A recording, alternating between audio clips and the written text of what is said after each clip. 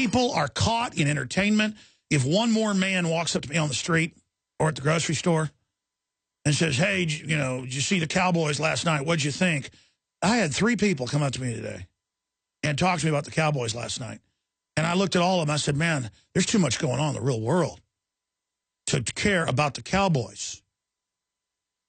And I went and ate dinner by myself late last night after that game. And I was sitting there in a restaurant. People were coming over to me who were my listeners, but still bringing up the Cowboys losing. And I just like, man, come on. And all the reporters real serious, like they're reporting on World War III about what's happening with football. That's why we're slaves, because people are experts and men get real serious about a game.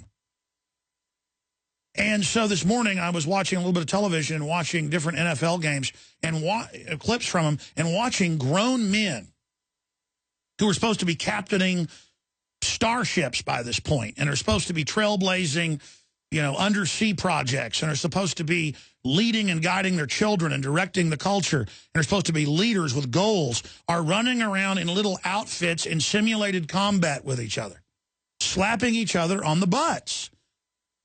And look, I can get into the football. I can sit there and learn all about it, and it's a male soap opera and get into it. I get it.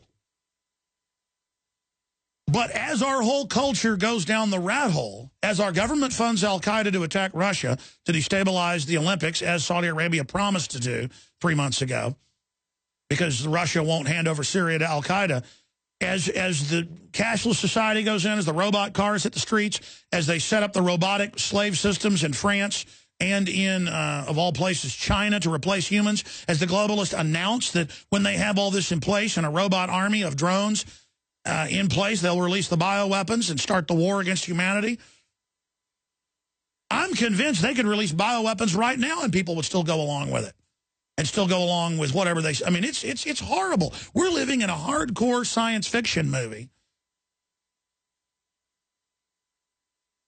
And women are just incredibly, on average, so shallow, so petty, so insecure, so stupid. Men, so shallow, so insecure. Oh, take my rights. Oh, spy on me. Oh, checkpoints. Oh, proctology exams on the highway.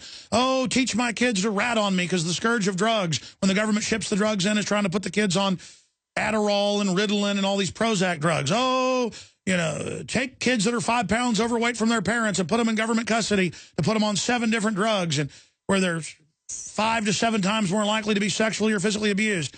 I mean, no one is looking at the threat and the fruits of this giant global government system. Let me tell you, cherry pie doesn't come out the end of this thing. Freedom and prosperity doesn't come out of the end of it. What comes out of it is slavery and poverty and ignorance, and I don't want to say horse manure, because horse manure is actually useful for crops.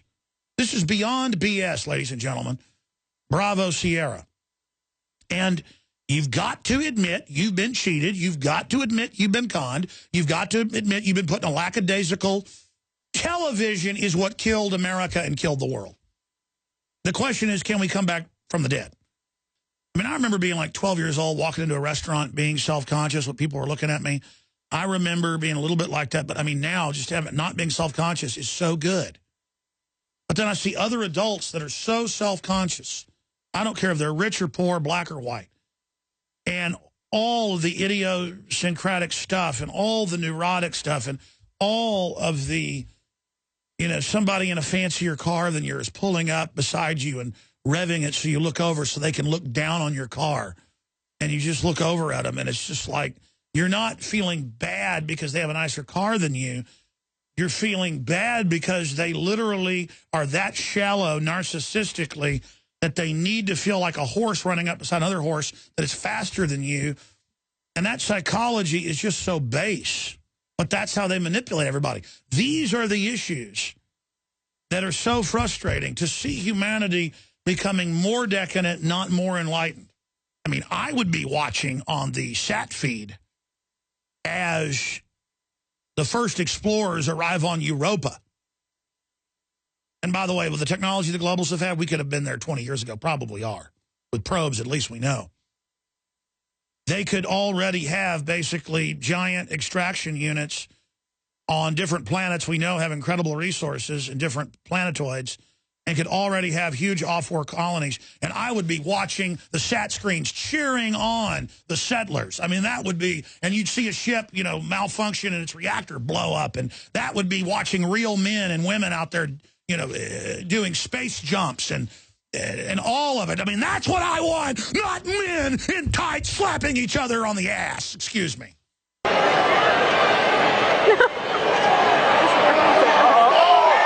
We need to be going into space. We need to be getting the life extension technology. We need to be going into the deep earth. We need to be going into the seas.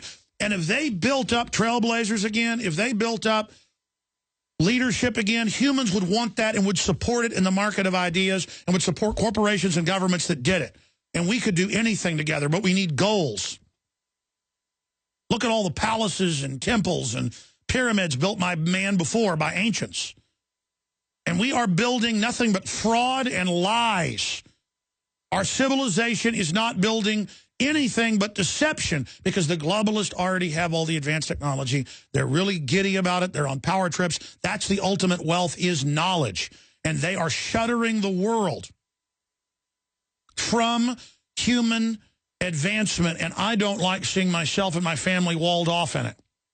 Alex Jones here to tell you about how you can help spread liberty worldwide while also enjoying what I have found to be the best tasting 100% organic coffee on the planet. For more than a decade, my favorite coffee has come from the high mountains of southern Mexico, where the Chiapas farmers grow their unique shade-grown Arabica beans. We have now managed to secure these sought-after beans in a highly customized blend. Discover and try a bag of the Patriot Blend 100% organic coffee at InfoWarsLife.com. This coffee gives you a long, smooth pick-me-up for hours without the headaches and heartburn that so many other coffees give me personally. Hands down, this is my favorite coffee, and it's taken us years to secure connections directly to the Chiapas Mexican farmers. Drop by the site today, order a bag or two, and I don't think you're going to be disappointed. Available in original or with our immune support infusion blend. You will be supporting a free press, all the while enjoying a truly great-tasting cup of my favorite coffee. Available at InfoWarsLife.com.